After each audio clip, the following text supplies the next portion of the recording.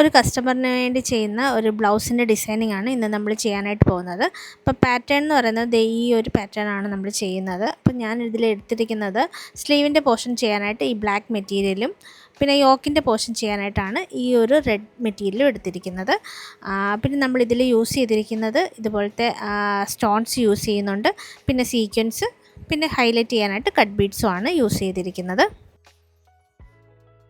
നമ്മൾ ചെയ്യുന്ന ഒരു ഡിസൈനർ പാറ്റേൺ ആയതുകൊണ്ട് അതിൻ്റെ ഒരു പേപ്പർ പാറ്റേൺ ഞാൻ ഇതുപോലെ കട്ട് ചെയ്തെടുക്കുന്നുണ്ട്. ഫ്രണ്ടും ചെയ്യുന്നുണ്ട്, അതുപോലെ സ്ലീവ്സും കട്ട് ചെയ്യുന്നുണ്ട്. അപ്പോൾ ഇതെല്ലാം മെഷർമെൻറ്റ് അനുസരിച്ച് ഞാൻ വരച്ചിട്ടാണ് ഈ കട്ട് ചെയ്തെടുത്തിരിക്കുന്നത്.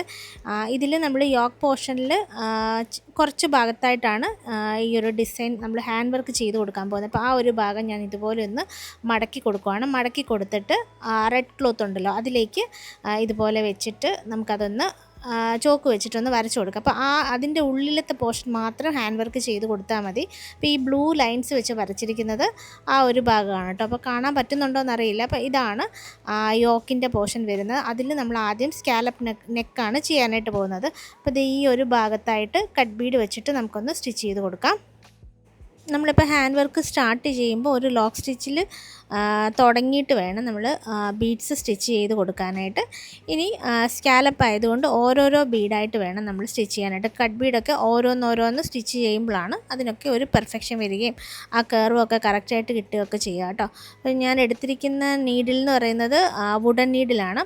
അപ്പോൾ അത് വെച്ചിട്ടാണ് ഞാനിപ്പോൾ സ്റ്റിച്ച് ചെയ്യുന്നത് കേട്ടോ. ബീഡ്സൊക്കെ സ്റ്റിച്ച് ചെയ്യാനായിട്ട് നമ്മൾ വുഡൻ നീഡിലാണ് യൂസ് ചെയ്യുന്നത്. ഇത് തന്നെ നമുക്ക് നോർമൽ നീഡിൽ വെച്ചിട്ടും ചെയ്യാവുന്നതാണ്. അങ്ങനത്തെ കുറേ വീഡിയോസ് നമ്മൾ ഓൾറെഡി ചാനലിൽ അപ്ലോഡ് ചെയ്തിട്ടുണ്ട്. അപ്പം ഇത് ചെയ്യാൻ അറിയില്ലാത്തവർക്ക് അതുപോലെ ചെയ്യാവുന്നതാണ്. നോർമൽ നീഡിൽ വെച്ചിട്ട് ഇതേപോലെ തന്നെ നമുക്ക് ചെയ്യാൻ പറ്റും.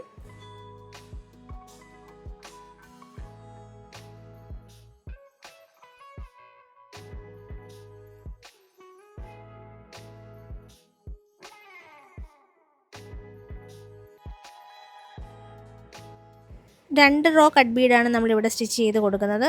അതിനുശേഷം ഈ ഫ്ലവറിൻ്റെ ഡിസൈൻ വന്നതിൻ്റെ നടുക്കായിട്ട് ഡ്രോപ്പ് ഷേപ്പിൽ വരുന്ന ഒരു സ്റ്റോൺ ഒന്ന് ഒട്ടിച്ച് കൊടുക്കുന്നുണ്ട്. ഇപ്പോൾ മുകളിലോട്ടുള്ള ഡിസൈനിലാണ് ഞാൻ ഈ ഡ്രോപ്പ് ഷേപ്പിലുള്ള സ്റ്റോൺ ഒട്ടിച്ച് കൊടുക്കുന്നത്.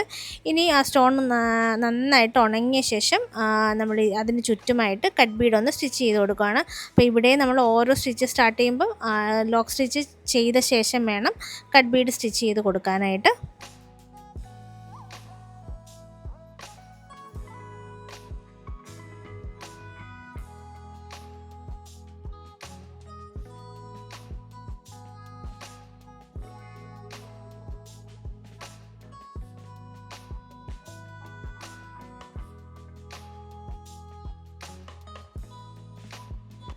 ഇനി ഇവിടെയായിട്ട് രണ്ട് കട്ട് ബീഡ് ഒരു സീക്വൻസ് അങ്ങനെ സ്റ്റിച്ച് ചെയ്ത് കൊടുക്കുകയാണ്. ഒരു ബ്രാഞ്ച് പോലെയാണ് വരുന്നത്.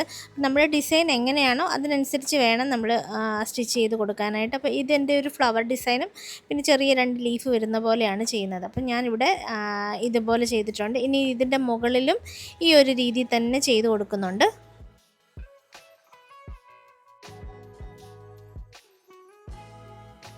ഇനി യോക്കിൽ തിരിഞ്ഞ് വരുന്ന ഒരു ഡിസൈൻ ഉണ്ടല്ലോ, അവിടെയും ഒരു സീക്വൻസും ഷുഗർ ബീഡും വെച്ചിട്ട് just single bead stitch method ഉണ്ടല്ലോ അതുപോലെ ഒന്ന് ചെയ്ത് കൊടുക്കുവാണ്.